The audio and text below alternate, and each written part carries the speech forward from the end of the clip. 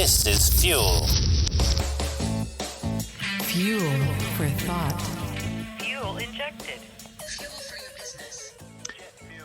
Back in October last year, just as we were looking forward to coming out of lockdown and spending Halloween and Christmas with our families, we interviewed Zitah McMillan, CEO of financial forecasting company Predictive Black, a really progressive fintech company that's turned the world of business analytics on its head. Now, this innovative approach to AI and machine learning has huge implications for the world of new business too. I hate to say that you heard it here first, but you heard it here first.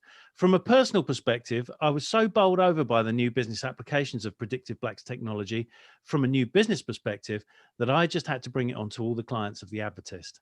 And last month, we unveiled the results. Along with the pandemic comes what they call a K-shaped recovery, where some of the areas of business are up and others are down, and nothing is recovering at the same rate. One day we have all the toilet paper we need and no electronics. The next, we're awash with laptops and cutting up newspapers, or something along those lines anyway.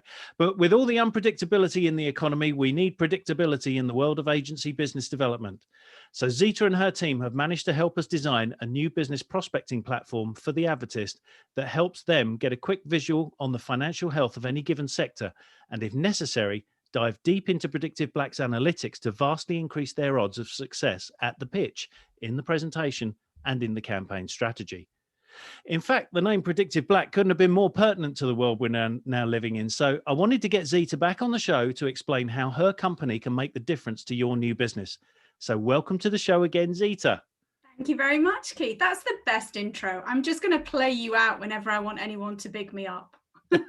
Well, that's kind of you to say, but yeah, I'm very happy to have you on the show because we've got a bit to talk about, and so I've obviously crack on into it. But before we do, last time we spoke to you, we were all thinking we were going to come out of the pandemic, out of lockdown, and we didn't.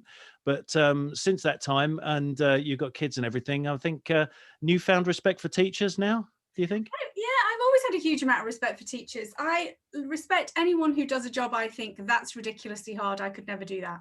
So anyone in those roles, I have always had a huge amount of respect for.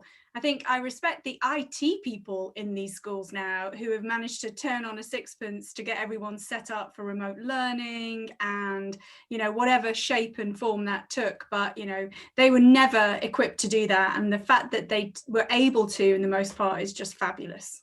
Yeah, no, I agree with you there. I think they were the kind of the understated heroes of the pandemic. Nobody ever sort of said thank you very much to them. But yeah, so big up all the IT people. If you happen to be in an IT department for a school, congratulations, well done. So now, a quick note to listeners: this isn't going to be a big talking advert for the Advertist. I'm obviously I'm pleased that we got the deal going, and not all our listeners to the show are clients of the Advertist. So if you are interested in artificial intelligence, machine learning, and gaining a winning edge on the competition, this is the show for you. So listen on. And before we go, just a quick name check for your colleagues, Zitah, some of whom I did get to meet. So hello to Chris Young. Mike Valadakis, is it? That's him. Yeah. I mean, his surname is so crazy. And we tried to write it in Japanese characters the other day, which is one of those after dinner games that you shouldn't do. Just putting that out there. Doesn't work. And we got Timothy Millwood as well. Yeah, so, Timothy, yeah, that's him. Yeah. So anyway, well, thank you guys for all your support and help too. Now, firstly, we did cover this in the last show, but I just want to underline the fact that your background is completely relevant to our listeners because you understand how the world of marketing and advertising agencies work, don't you? Yeah. Well, I actually started out. That was where I started. So I started really way back in the day in Iceland frozen foods, of all the lovely places in the world, and to my absolute love and, you know, all credit to retail marketeers, one of my favorite moments when the ad agency presented chickens going cheap as a press ad, and we all had to laugh. And you kind of think it was an easier time, wasn't it? It was a gentler era back then. Chickens going cheap. That was a payoff line, was it? That was a payoff. And actually, we just did it because it entertained us. I mean, God bless the agency. There's a lot of creatives I've worked with since who would no more do that than they would throw themselves out of a window. So, you know. set fire to their mother or something. Yeah, Yes. exactly. Yeah, Yeah, so unbelievable. worked ISA, moved into went into advertising, worked at JWT and publicist, did new business for a little bit. New business is one of the hardest things. I'd rather do anything in advertising than new business. I think it is an absolute skill to be able to do it really well, and it's hard grind, right? It's that bar none that one of the hardest jobs in the industry. Put it up there with IT for teachers and stuff like that for I schools. mean, it may even top IT for teachers. Yeah. But, And then so was you, client for a while, and suddenly ended up doing something crazy like this. but I mean, you do have, sort of some great creds in the world of advertising. So I just wanted to draw some attention to that, so that everybody knows where you're coming at this problem. But when we last chatted, we were in the kind of the eye of the storm of the pandemic, and I'm very interested now to get your take on any conclusions that you've drawn about how sort of companies and people have behaved. I mean, has anything surprised you out of all this?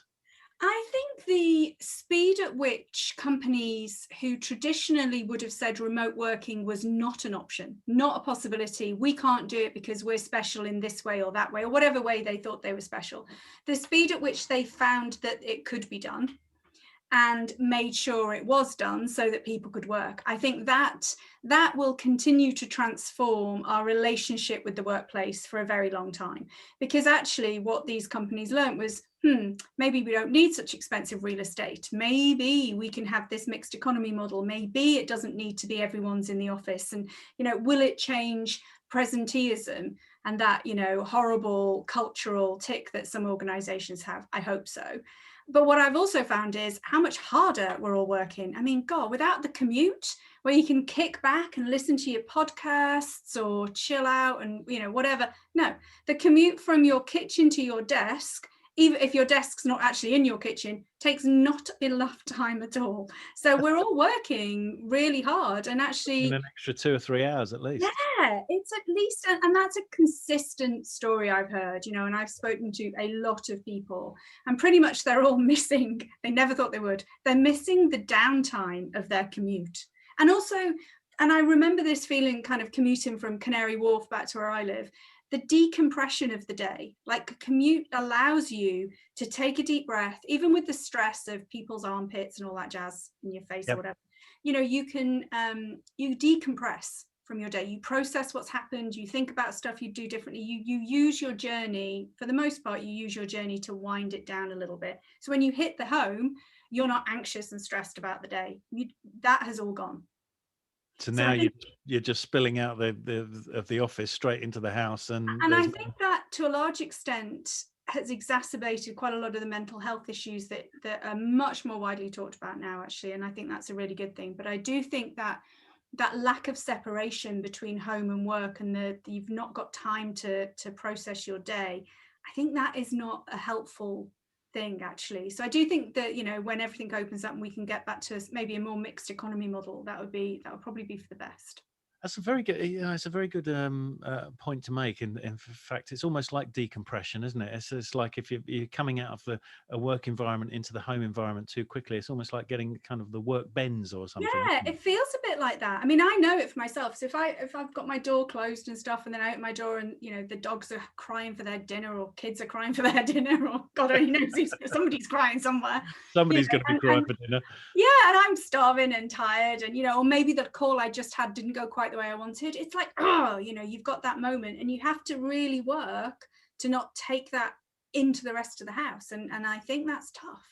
Yeah, and of course, then you've got, I mean, the amount of people I've spoken to who are in the same working environment with their spouse, and you've got two different sets of stress going on, because like he would have one and she's got another, another bit of stress, or he depending. But I mean, and suddenly you've got the same environment, and it's now containing two different sets of pressure as well. So I mean, it's an extraordinary, it's a very, very good point, and well made. But and something else as well, I got to say, you've very accurately forecasted The fact that with the retail sector, you said obviously a lot of it's going to get walloped in the pandemic, but others were going to flourish, and you did in fact predict B&M as one of your favourites to watch. And just at the end of last month, all right, in the Advertist, we announced that B&M had hired the Range's digital chief.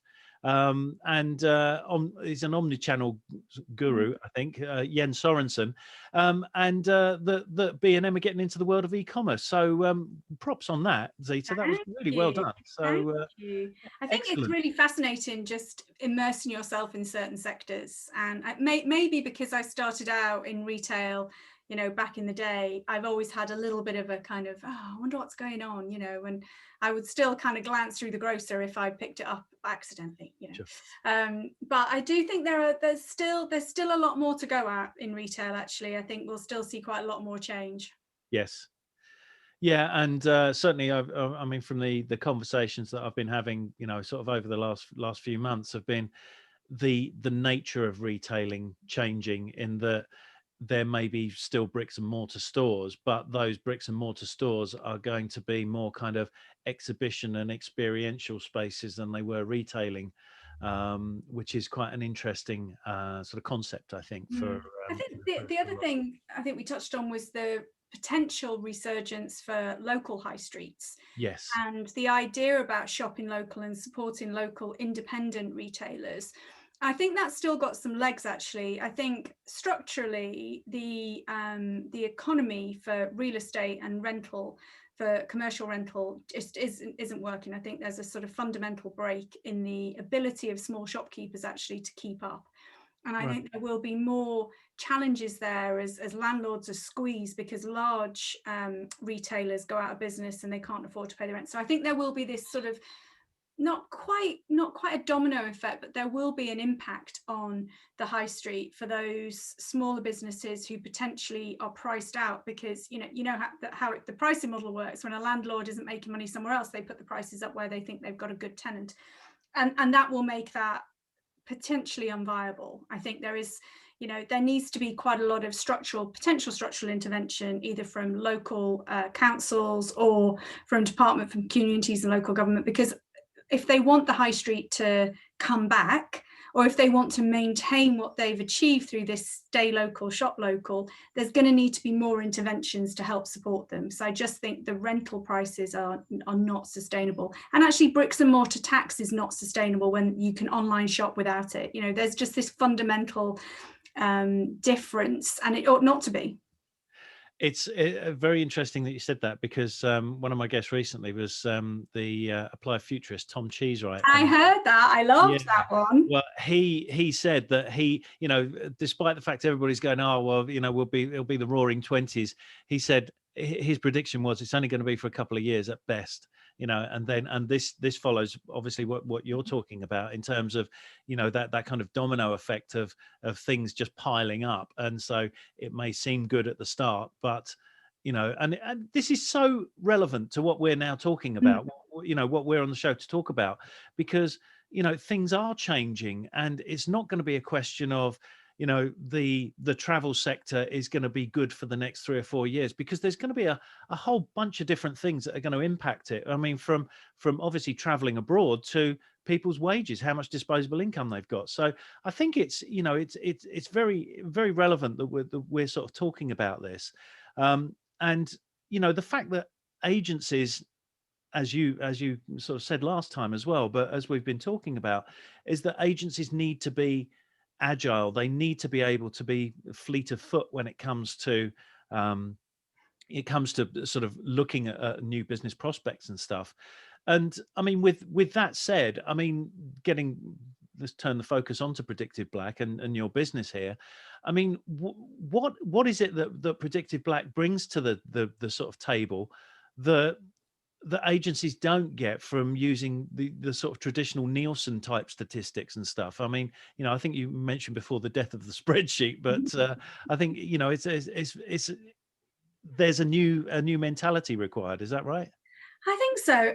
I mean, Nielsen has its place, and I've used Nielsen data, and Sure. there's a lot of good stuff in there. I think the thing for me is, how do you take non-traditional data that maybe new business people don't automatically reach for? So are they automatically looking at the effect of FX on a particular sector, for example? So if they have clients in logistics who are trading in multi-currencies the whole time, FX will have a significant impact on their disposable income, because, you know, shifts in foreign exchange, yes.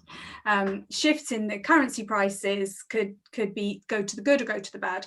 So how do you factor that into your thinking about the potential for that prospect? How do you factor into your thinking overall revenue in a particular sector? You know, is the revenue growing? Is it declining? Where is it declining? Do you look at items like research and development in certain sectors? So certain sectors I think are fascinating for the amount of money they spend on R&D. Manufacturing of dairy products, these kids are spending a lot of money on research and development. So, you know, that is an indicator to me, and it slumped, right? Throughout last year, we saw a decline in investment in R&D pretty much universally across sectors. But the dairy products, they're all back. They're spending money, you know, they're spending money on research and development. And for me, whilst all data is lag in a sense of lead and lag indicators, so the data is lag, but still there are these little snippets of data that indicate to me, almost as a lead measure, that something is good in the sector. Because if you're prepared to invest in R&D, it means you've got a good amount of liquidity. It means that you can afford it. It means that you've got confidence in your sector and your business. That's a good indicator. So if you're in an agency and you're not really thinking more holistically about the client and their sector, and therefore their potential and their risk, right? You know, because they're, you know, with opportunity comes risk, then I think you're missing an edge, you know, and that's what I think our data gives. It gives an edge. It doesn't take away all the good stuff that people have done historically. It's just this edge of additional intel that you can use to really feel more connected to your client's industry. And for a prospect and your pitch deck, you know, what do you think you know about them? Showing that amount of interest and that engagement, rather than standing in a bog standard creds and, hey, we're great, choose us. I'm sure nobody does that anymore. You know, you show more willingness to commit to their business. So I think that for me is where data, in particular different views of data, you know, so we look at revenue, we give a sector outlook, we look at revenue, we look at costs, and we look at cash, or assets and liabilities, yes, whichever way you want to look at it. And if you look at any sector in the UK right now, so if you go through to the Advertist and you look at the sectors and you see all the gauges, you can see the indicator of health on the outlook of a sector. Now, if you go through into the deeper detail, what you might see in pretty much all sectors is they are cash rich. So we look at amount on deposit. So how much cash have people got in the bank? And same with consumers, right? There's more cash in the majority of people's bank accounts than there would have been ordinarily, because they've not bought different things, sure, on holiday. Firms are the same. They got all their free money and they've sat on their free money for as long as they possibly can. That does not mean they're in good shape. So, you know, if you only looked at that level of data, you might be forgiven for thinking all is good. But then if you look at the revenue and you see the opposite picture and it's in decline, gives you a different feeling for the sector. So for us, it's all about complementary data sets. What does this whole picture tell you, and how can you best use it to achieve what you want to achieve, which is winning business?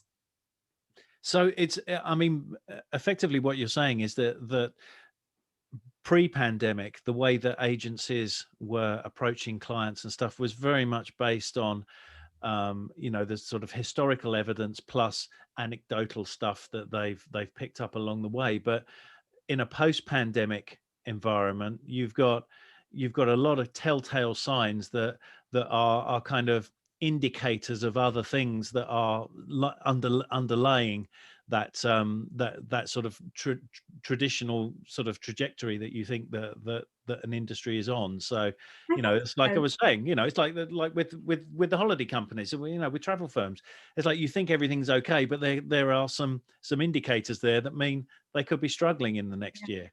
And I think the other element, so, you know, when you're putting together your prospecting list, right, and every new business director has a long list, a wish list, you know, these are the ones we probably could win if we really tried hard list.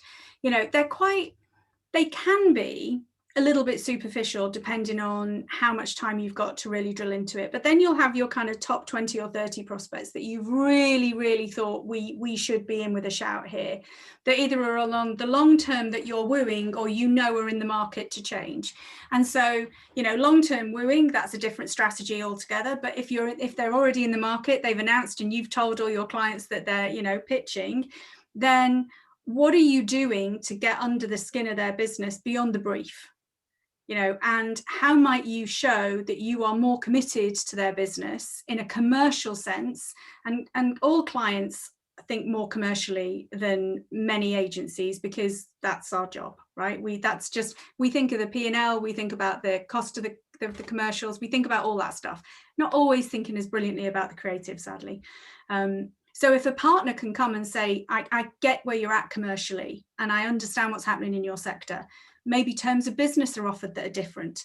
Maybe you share risk in a different way. Maybe your KPIs change and that gives you the edge. And so for me, this bit of information at the start then triggers this different discussion down the line, so it shouldn't just be tick, I've put a slide in my pitch deck, that, sure. Yeah, okay, do that. But if you don't use it, then you don't deserve to win. Sorry, that's harsh, isn't it? That's a bit harsh.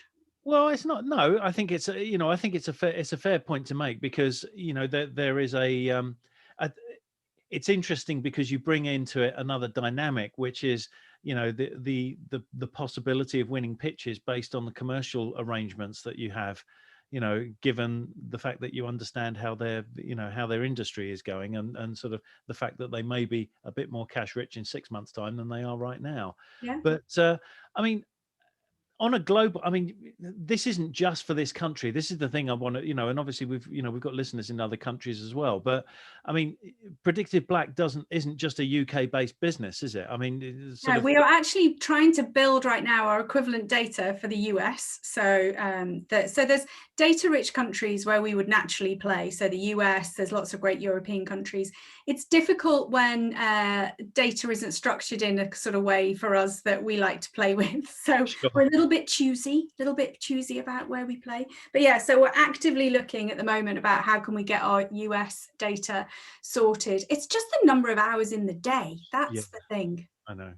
I yes, absolutely understand it. But the American system is similar to the UK, to the British. Almost identical. Identical. Yeah. So it's the same sort of. So whereas we have standard industrial classification code, the Americans have NAICE code. So which is basically the same thing. So it's the Office for Comptroller of Information, I think, in the US. Very jazzy title, versus the Office for National Statistics in the UK.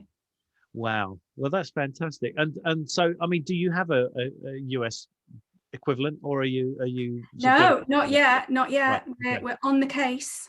All right, well, that's fair enough, but we'll come on to the case in a few minutes. But obviously, we just said that based on what Tom Cheesewright said about the Roaring Twenties not being quite so much of a roar, but given the conversations that you've been having with sort of your peer group and stuff like that, how do you think that the global economies are? So I know it's a big question, and but how is there going to be a recovery? Do you think that the UK's got an advantage over its competitors because of how it's come out of the pandemic?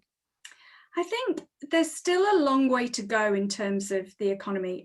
First off, I think the government did, to their credit, and I don't often give them credit, inject a lot of cash into the system, right? So there's a lot of cash, but when all of that comes to an end, so there's research published this week, and there's this concept of zombie firms, which I'm sure you're familiar with, right? So a zombie firm is a firm that is in a significant amount of distress, either because some event has triggered, well, the pandemic would be one of those, that they have got issues with their cash flow, or there's no sustainability, or their market has fundamentally changed.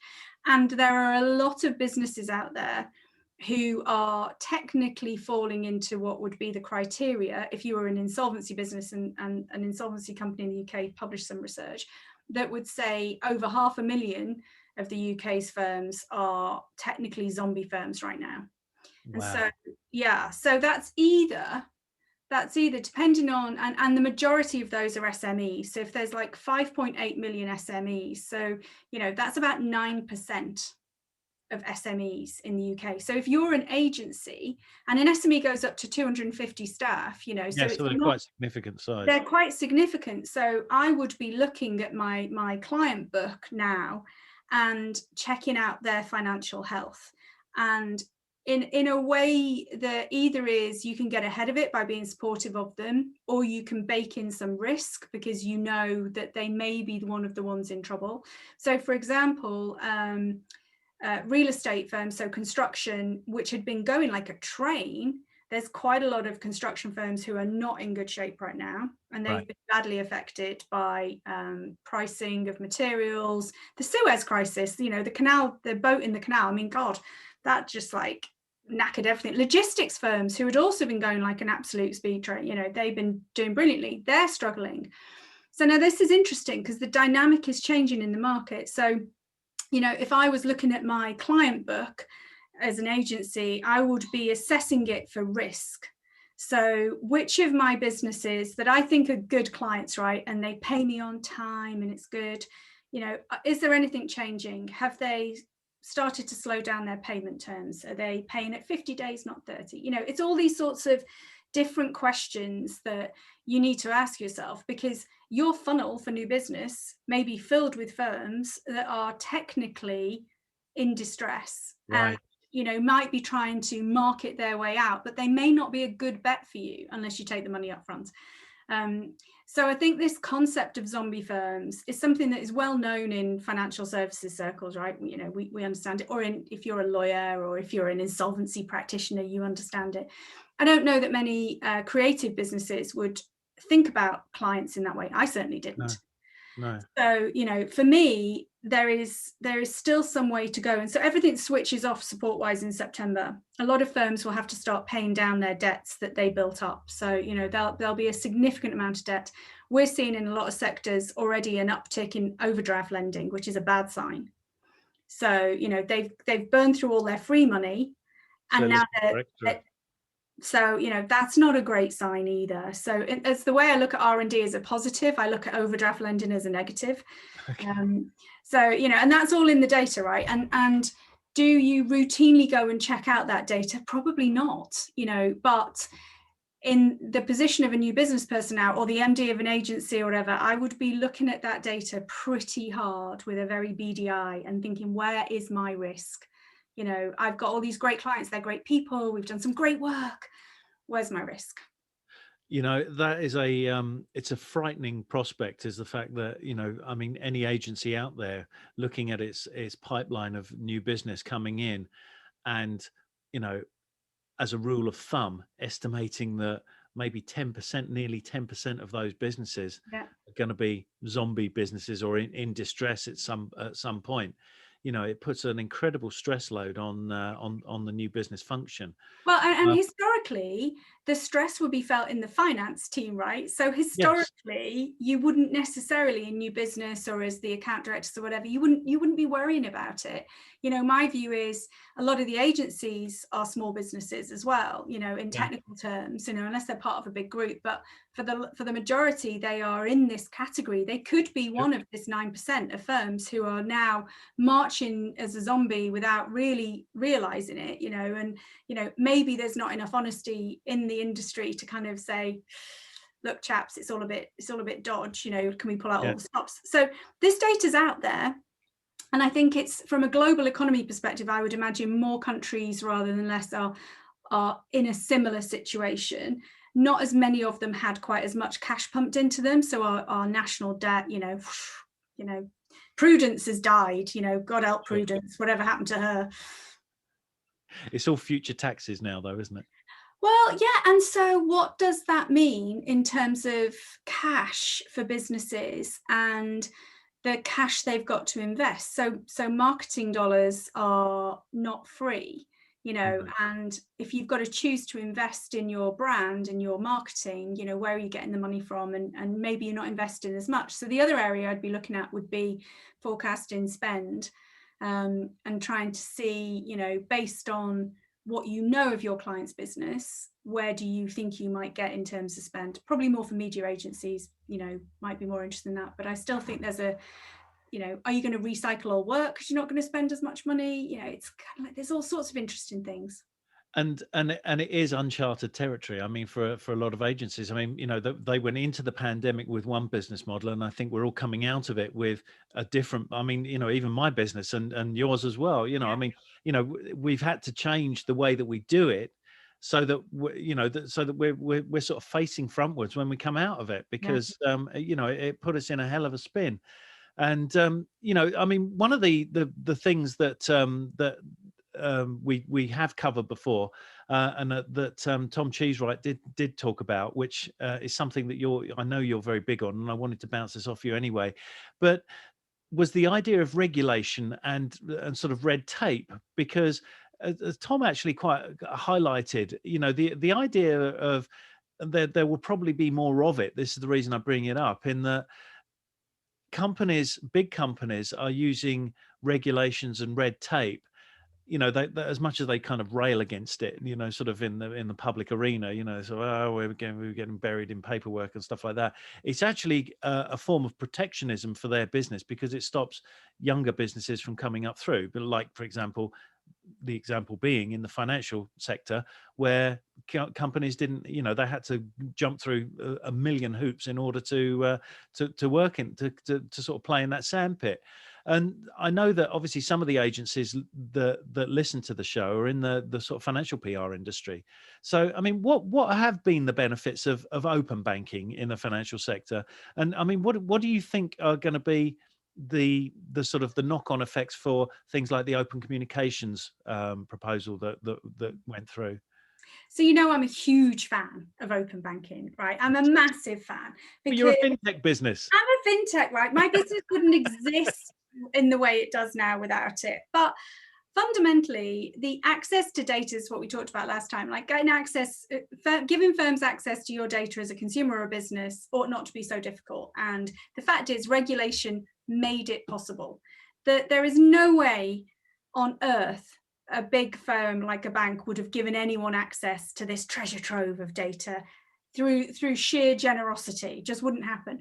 So whilst I agree regulation can be both a stick to beat you with and a comfort blanket to keep the baddies out, fundamentally I have a strong belief in the power of regulation done well. And open banking is a really good example of that. And I think open communications will be the same. And I think it will break up. It's probably not technically a cartel, but it will break up the stranglehold that big firms have got on that sector, whether that's such as BT as was, or Virgin Media or Sky, when they decide they're going full on into a sector and they sort of lock everybody else out. So I think there's only good things and great opportunity. And if you look at what's happened, there are businesses like mine that just wouldn't have started without the open banking initiative. There wouldn't have been a reason for us to be there. We could have got the data, but it wouldn't have been real time. It wouldn't have been, accurate and up to date. It'd been someone else's spreadsheet. Horrific. It would have been tainted in some way, wouldn't it? I mean, somebody would have touched it, Keith, and that would have been terrible. No, tainted data. Don't taint my data. But I think it's leading on to this whole new way of thinking. So we are part of what we would call embedded finance as a community of businesses. And we are enabling clients to have a different service proposition, right? So because we can just draw data without them having to do anything, the clients don't have to touch it, you don't have to continuously press buttons to make it happen. So we're embedded in their ecosystem, right? And therefore we can continually produce up-to-date, accurate information for people, and that is transformational. So there's this concept out there called the Internet of Finance. So you remember the Internet of Things, very 2016. I'm still getting my head around it. So back in the Internet of Things, back when that was first discussed, there was this conversation about blockchain, right? Yes. So all, cryptocurrencies, NFT, all that jazz. I mean, honestly, a journalist I follow put on Twitter today that somebody from Twitter who should, maybe called Jack, has jumped the shark again when it comes to cryptos and NFTs. Anyway, they're all mad. But the Internet of Finance was mooted as a thought, could this happen? Could the Internet of Things enable a different way of working? And could the Internet of Finance turn up? And core to that concept was embedded finance. And it didn't even exist back then. So, whoever wrote that article, kudos to them. So, and there was a thing from, who was it recently? Markets and Markets, who said that the embedded finance would be worth, $2 trillion at some point in the next 5 years. I mean, mind-blowing amounts of money. And you're sitting right in the middle of it all. I know, right? I know. That's nuts. If I'm not making a gazillion pounds very soon, Keith, then something's gone wrong. Well, but, and I'm sure you will be. I know you will be. I'm really not. but the point is that you're kind of on the inside reporting out, and it's almost like you're a live broadcast of what is going on behind the velvet rope, of the financial sector. You're kind of beaming this information back out, and I think it's that let's not lose the point that what you are doing is incredibly valuable to anybody in the new business sort of function, because you're able to give them an extra edge on something that that you wouldn't have, that they would never have been able to get, and it's so important these days. So well, actually, if I remember rightly, when we last spoke in October, we were at about 2.2 billion data points in our industry analysis. We're at 3.5 billion now. Wow. In that short period, I mean, God only knows at what point will we look at we look at it and go, do you know what, lads, I think that's enough, because the data keeps coming and the data calendar's super busy, and and then we're constantly talking about what other sort of data would be interesting. Would employment statistics add any value? Yeah. Maybe. Would county court judgments against businesses add any value? Maybe. So we're looking at all this data all the time, and you can be greedy. Actually, that's one thing I've learned getting into this world. It makes you just want everything. Yeah. I do. Yeah. I think I turned into a geek. Well, it's certainly paying off, I think. But and I mean, there was another point that I wanted to sort of cover with you, because I've obviously follow you on LinkedIn, and I'm aware of the sort of the causes that you sort of put your name to. And we had a gentleman on the show, Johnny Twos, recently, and he was speaking very passionately about the world of venture capital and how kind of male centric the whole party still is. And I know that you're quite an active sort of champion of female entrepreneurs and stuff. I mean, what's been your personal experience of the VC world? I mean, are there big steps anything that you can see that we need to do now in order to achieve more sort of equality? I think, there's a few firms out there who get all the coverage, who've got a few female partners or who've been created by women, and they are the routine go-to, and it's great that they exist, but they are not the norm. Right. And if you go onto any website, so we get hit up a reasonable amount to go chat to people, and we're still too early for a lot of them, and we're going to try and survive without taking anybody's cash. Sure. It's expensive to take people's money. That's the thing. So I sounded like a real finance person then, didn't I? I've gone to I think it's a good piece of advice. I mean, sorry, I don't want to take you off track, but we were talking about Shark Tank and Dragon's Den and stuff like that. I mean, basically that's just a way for them to make money. Yeah. You forget the fact that you got to pay that money back somehow. Yeah, it costs you a fortune, and you lose control, and also, I mean, you get some great stuff, but you get a lot of downside as well. Sure. But so we talked to them. The first thing I do if I get hit up is I go and look on their website and I see who their senior team is, and there will generally be, if any women, there'll be 2 women, and the one will be the marketing director and the other will be HR. Uh-oh. And unless I see a woman in a position of genuine, and not to undermine marketing and HR, because I've been in both parts of the business, HR very, very young, I was rubbish at it. It's a hard gig, actually, HR, but it's it's generally seen as one of the softer areas of the business, which I think is Right. really It unfortunate. requires softer skills. I agree. Softer skills and all that jazz. And then the hard ass people are all the kind of, the partners going out doing the deals and stuff. They're all men. And Yeah. so unless I see more women, I don't want the meeting. And I'll talk to them and I'll say, look, I'm really sorry, we're probably not for you. And here's why you're not for us right now, because you don't represent like anything I care about. You might have a big paycheck that you take, but you're not really for me.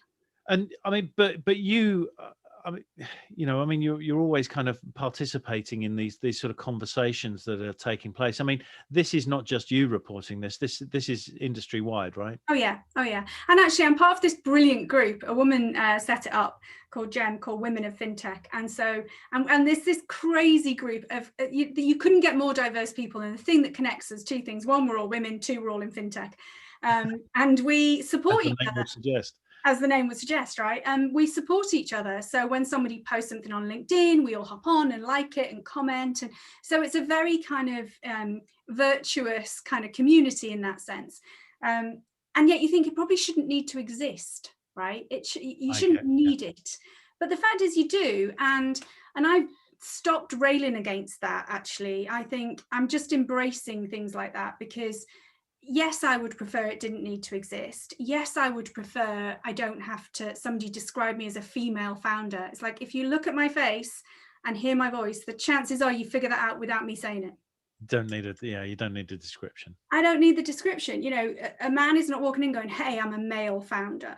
So it's like, okay, congratulations. You had nothing to do with your gender, whatever. Yes. So, and I'm really blessed I've got teenagers because they are so vociferous about the issue of gender and stereotyping and inequality. I mean, they make me look half-hearted. It is so cool to listen to them say what they think and talk about the things that are important to them, and how the fact that somebody says to me, oh, we want you on a panel because you're a woman. My daughter wants to rip their heads off. I'm like, sweetheart, it's fine. It's free PR. I'm all good. Yeah, no, I know. But yeah, I mean, I think it's there is a change going to come. I mean, is the fintech industry, I mean, yes, obviously the women of fintech. I mean, is it more ahead of other industries in terms of equality? I think it's really hard now for me to know that, because I'm surrounded by really positive, powerful women who I've connected with through LinkedIn and various things. So I almost think it's a bit like how horrified I was with the Brexit result and, a certain American president getting elected. I feel you get to a stage where you're in your bubble, and so you don't hear views from everywhere else. And I worry that happens. I worry that you become kind of unknowingly locked into your bubble. So I always try and kind of break out and kind of go and look at other stuff. But I do think it gets a little bit harder to independently assess the state of the nation. Right. So that's why it's great when there's younger people coming into the industry and you can say, what's your experience? Because I get away with stuff that, new entrants as a woman in fintech don't, because I'm old and I've been around, and I am shameless in telling people what I want. So, it's like I get different experiences than maybe the younger generation. And it's those women who I really, really want to help. They're the ones I think, their experiences have to be better.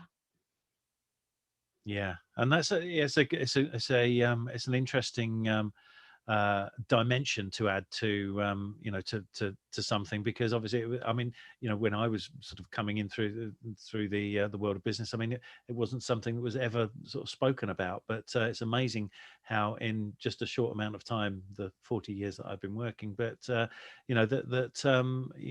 it has become such a big deal now, and long may it continue, I think.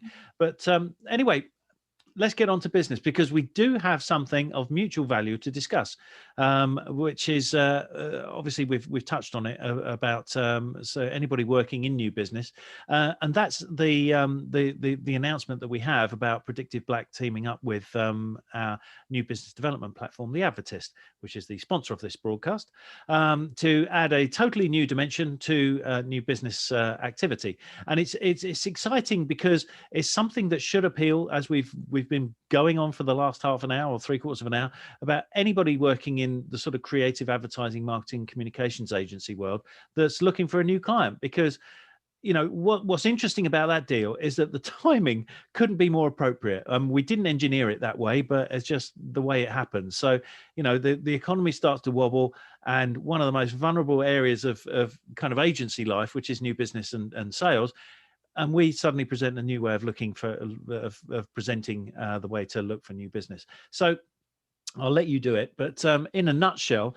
how does Predictive Black's AI technology help anyone prospecting for new clients? Thank you very much for asking, Keith. Well, let me tell you. So we corral data for you, right? So we started out with this very 2019 idea of democratizing data. And actually somebody said that to me last week, that's what they were trying to do. I was like, wait, is it back? Democratizing data is back? Great, I can dust that off. But what we do is we take the hard work out of data gathering and data presentation, interpretation out of your hands. So by sourcing all the data, by putting it into easy to understand charts and gauges and graphs, we make it instant that you can look at it and go, I get what's happening in that sector. So you can go from whole economy through manufacturing of dairy products, through manufacturing of vegan dairy ice cream. I mean, as long as the sector exists and there's data there, we will present it back. We've got data. So if the data's out there, we've got the data. And then it's a case of just showing it in a way that, you can screen grab it, dump it in a deck, and away you go. And you don't need to be an economist. You don't need to be a statistician. You don't even need to get the basics of maths, right? You can literally look at the visual and go, I see what's happening there. And for me, with my background in advertising, I don't want to work too hard to figure it out. I want someone else to do the hard work for me. And then I want to look clever. I just want to take the data and look good and go, look what I know, and maybe it's because I come from a shared background with you, Keith, that I kind of think, what can we do to make life easier for all these hardworking new business people? And how can we make data their friend and make it as easy as possible for them to use it? Nobody wants to work that hard to figure out what data's telling them. And currently, data's pretty hard. And it was so, I mean, when we first started talking, it was so obvious that we're both we're approaching the same problem, but from different industries. Obviously, you from the fintech side and us from the new business side. But, the fact that the critical path to all this is how do you get more intelligence on the companies that that you're interested in doing business with? So, I think it's something that it's not a novelty. It's something that we've both worked sort of pretty hard on to do. So I think it would be it's just nice to have an explanation from your side of things anyway, as to and I wanted just to congratulate you and the team on such a fine job. You did a great job on it. So well, we're thrilled to be working with you guys. I mean, I think from my perspective, it's almost a little bit of a homecoming to be able to do something with you that enables an industry we both love. And so, even though both of us are on the periphery of it, in a sense, we've still got quite a lot of friends, and, a lot of my friends are still very much in the industry. So to be able to do something that takes my new passion and kind of weds it to the old is just brilliant. Perfect. Well, it's great anyway. But and we've had a lot of guests on the show since we last spoke that have predicted a kind of a stop-start, up-down style of recovery, which sort of means two things in the agency world of new business. And I mean, firstly, it's important to remain agile in new business. sectors are going to rise and fall in sort of odd fashions and stuff, and as we begin to make a recovery. So obviously keeping a close eye on how those are sort of moving is a new superpower. And you've obviously mentioned the sort of zombie companies, and sort of how you can then sort of, you know, sort of filter them out of your sort of new business prospecting. But secondly, and this is another thing that I wanted to sort of touch on, is that a lot of people that we've been talking about have spoken about the need for empathy in sort of pitch work. And I think that a lot of what you do gives people the understanding that you understand where they're coming from.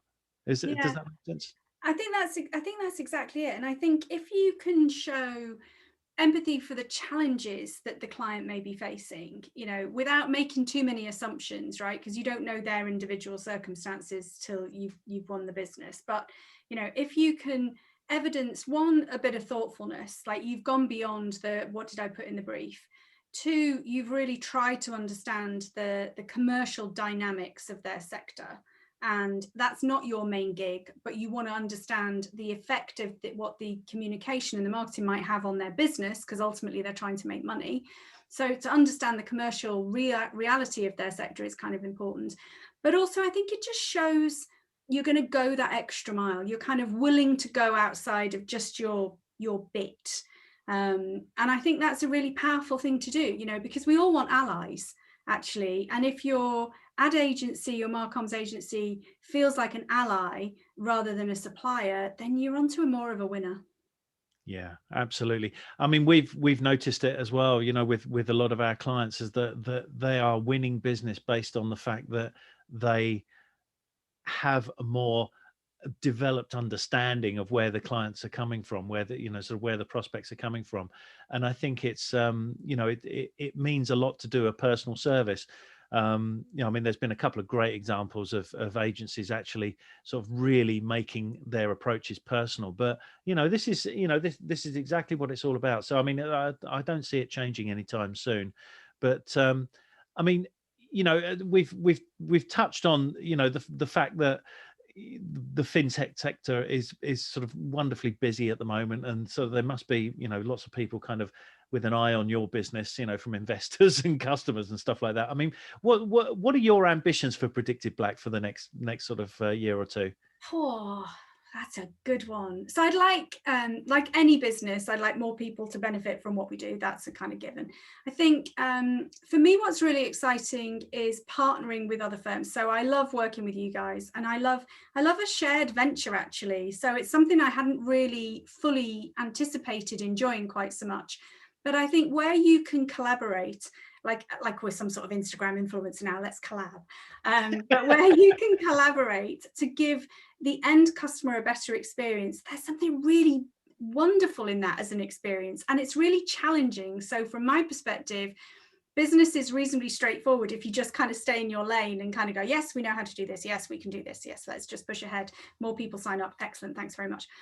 There's not a lot of challenge in that, in a sense. It's just a numbers game, isn't it? So, you know, for me, the excitement is in building different relationships and creating new partnerships. That and going into different countries. So if I'm not in the US by the end of the year, I'm going to mark myself down on my performance card.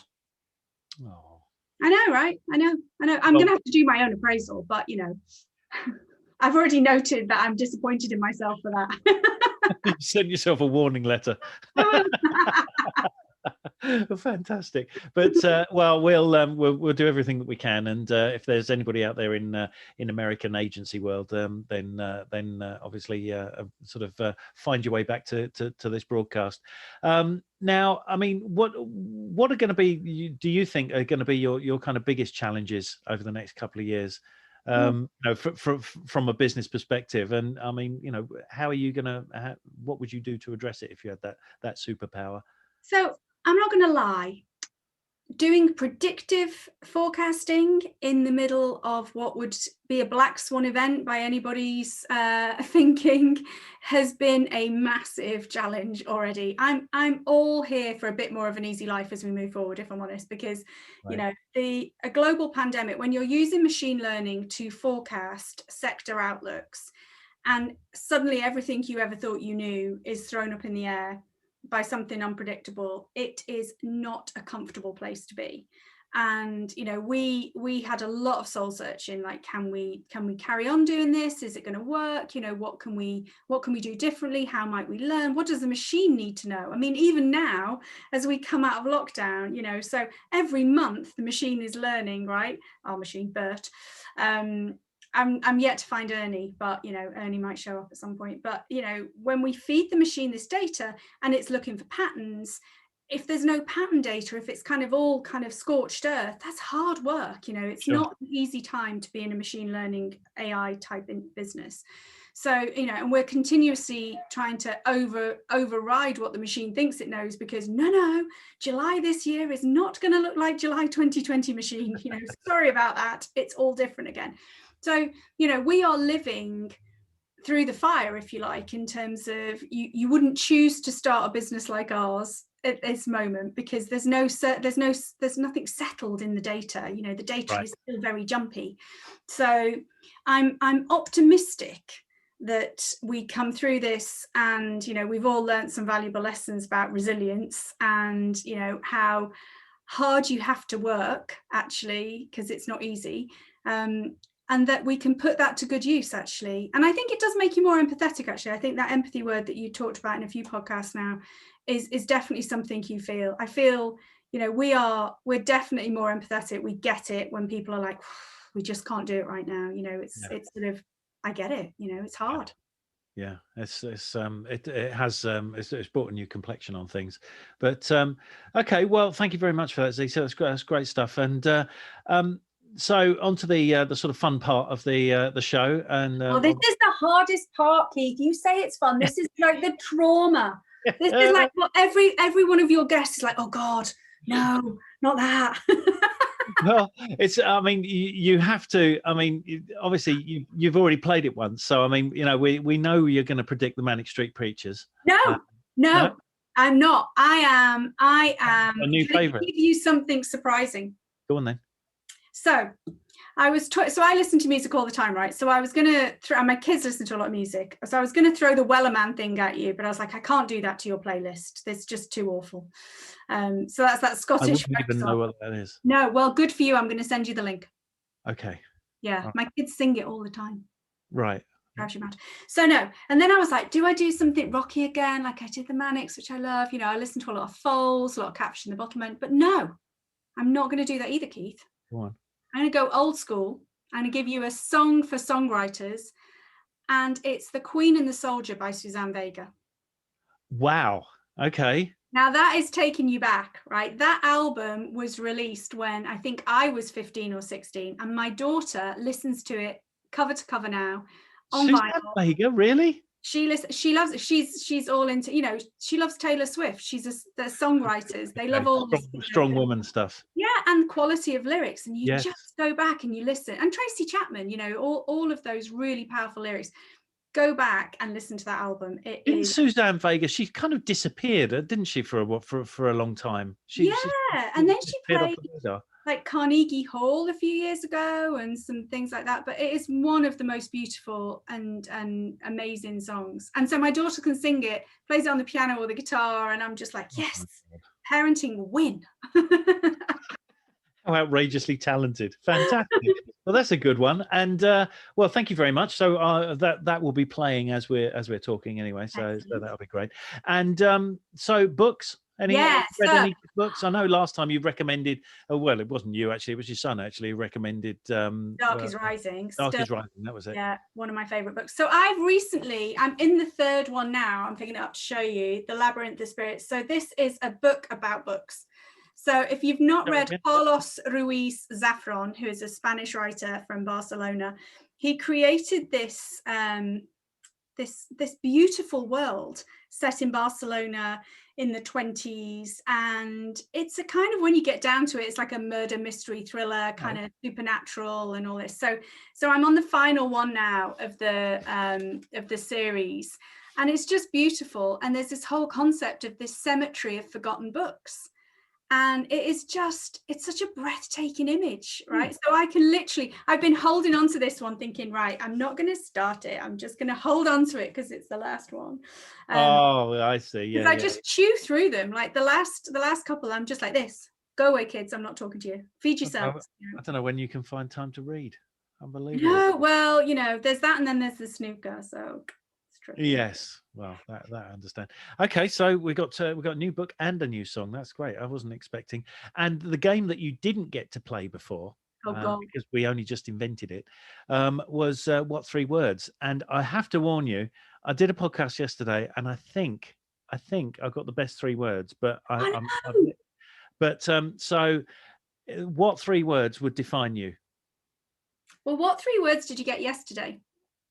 I'm not telling you Oh. because I might put this out in a different order.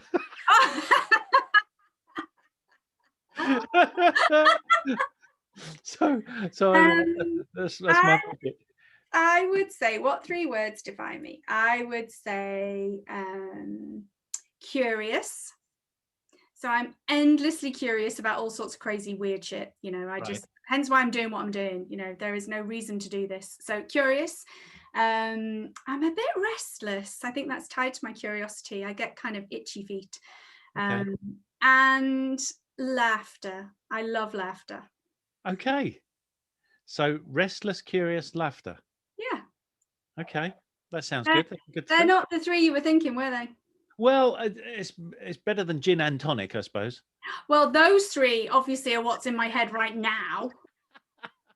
Or glass of wine. Glass of wine. There we go. That's what I thought earlier when I was like, what three words? What three words? Glass of wine? No, that's not what he means. Oh dear, fantastic! As usual, a great laugh. But okay, so what's on your calendar for the next month or so, and where are you going to be hanging out so we can say hi to you? You can always find me on LinkedIn. I'm trying to do a bit more on Twitter, so hit me up on Twitter as well. But no weird sliding into DMs or any of that nonsense. Twitter is weird for that sort of stuff. Yes, it is.